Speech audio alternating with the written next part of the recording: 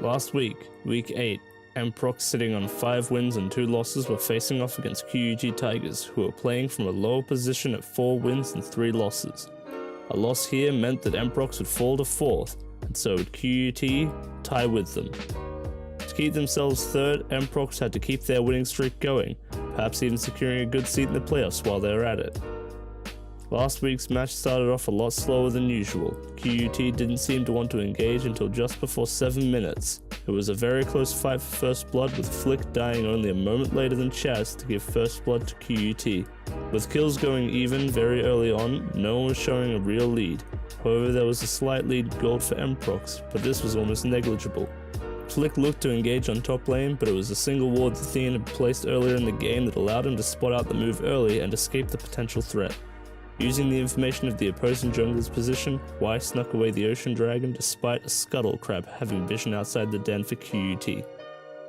On the bot lane, 10 minutes in, a quick dive occurred that left Faint Sanacule to fall and Young Cat for Emprox to be caught on the escape. Equalizing the mid was Flick and Unspecialized, catching Chaz just under his turret to bring the kills even once again. Emprox managed to steal the first tower on the bottom lane, QUT taking the top lane tower shortly after, as well as sneaking the Rift Herald in the middle of the tower takes. Tekka on the bot lane was then caught out a minute later by Young Cat and Corporal, unfortunately just as they pushed the tower. 2 minutes later, Unspecialized got caught out in the jungle, but managed to escape, taking Chaz down and a tower with the Rift Herald, finally giving QUT some sort of lead. Both the bot tower and the Mountain Dragon were taken for QUT, just managing to escape a team fight from Emprox as they hoped to take the dragon from QUT. A moment later, Emprox pushed the mid lane. Flick attempted to defend, only to be burnt immediately by 3 members just outside the tower's range. Hoping to take a tower, Emprox were denied, but managed to get a kill for their troubles. They were still losing their objectives, but they were still even. Thean attempted to take a sneaky stab into the jungle, only to be caught out by 2 players, an almost inescapable clinch, especially with the timing they had. Despite being harassed by the same 2 players later, Thean was quick to catch on to their play and began to outsmart them, winning one of the 2 kills out of a 1v2 before Young Cat joined to assist and trade his death, and even catch Faint out as well. 22 minutes, Y manages to once again sneak the Ocean Dragon away for his team, but very soon after, Corporal was caught out looking into the Baron's den, and quickly killed soon after. A minute later, QUT was taking the Baron. Emprox were too late to deny the Baron, but chose to dive the den anyways, which did net them a kill against Unspecialized.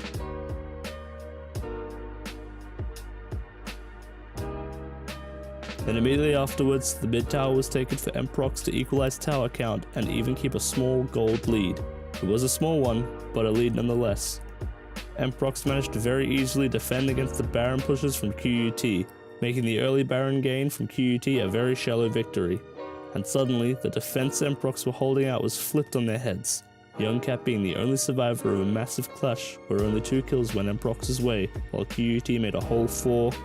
And suddenly, the defense Emprox were holding out was flipped on their heads, Young Cat being the only survivor of a massive clash, where only 2 kills went Emprox's way, while QUT had taken 4 of Emprox's players.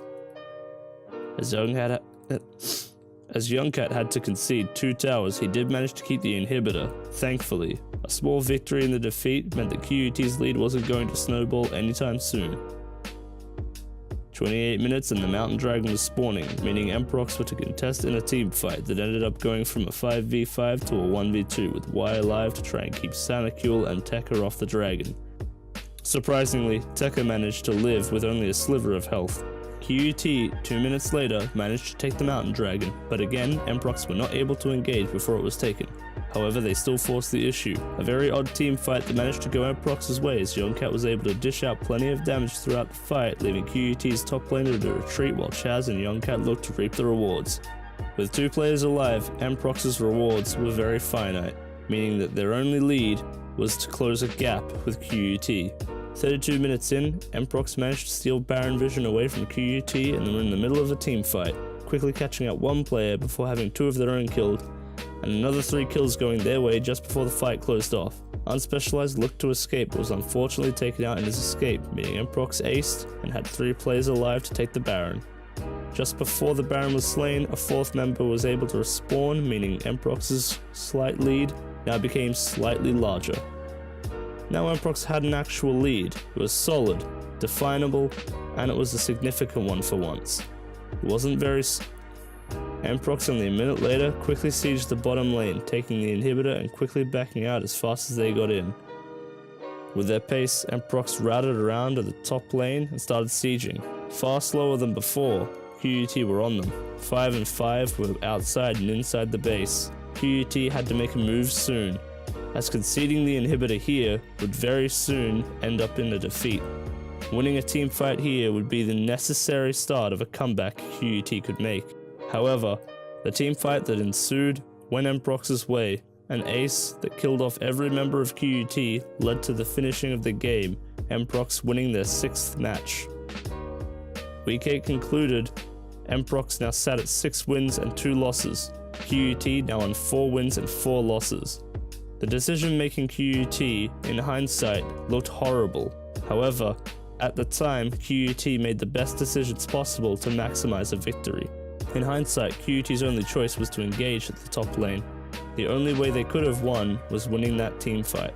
6 wins, 2 losses. Emprox now hold their 3rd place position with Dire Cubs, who they're yet to face much later in the league. Speaking of teams we've yet to play, our upcoming matches will be displayed on the screen, as well as our past match results.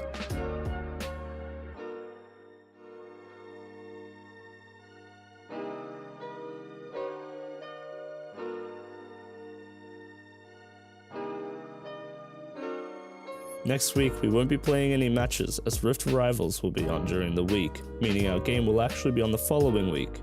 Unfortunately the match will not be streamed, but we'll be sure to fill you in on the game, in the recap, and the announcement on Wednesday. Emprox's next match will be Wednesday, 11th of July, where they'll face up against the OCS's biggest team, Intuition. 8 wins and 0 losses. Undefeated in the entire league, Intuition has even beaten teams like Chiefs Academy, who currently sits 2nd. Can Emprox take down the mighty, undefeated giants of the OCS? Or will Intuition take their 9th win in their next matchup? You'll have to wait for our announcement on Wednesday to find out, and possibly even catch the next recap to check out how it went. We'll see you there.